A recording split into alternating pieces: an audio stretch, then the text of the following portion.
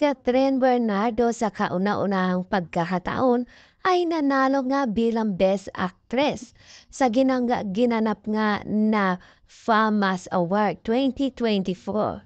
Dito ay sobrang galak nga at saya ang nararamdaman ni Catherine Bernardo.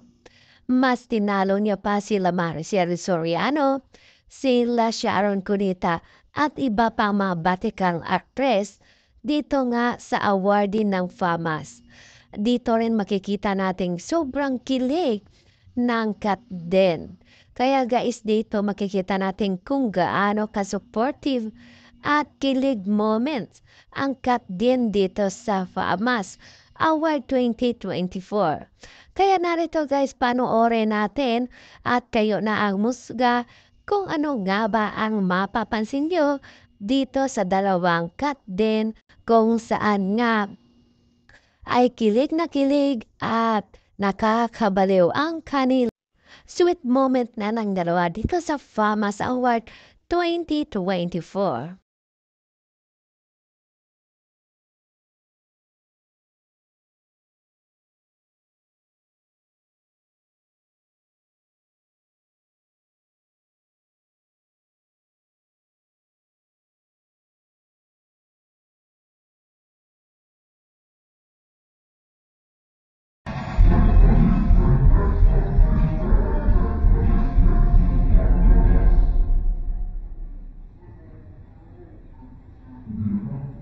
Best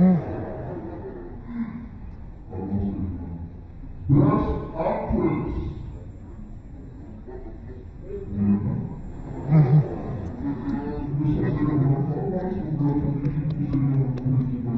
Best Actress, the people.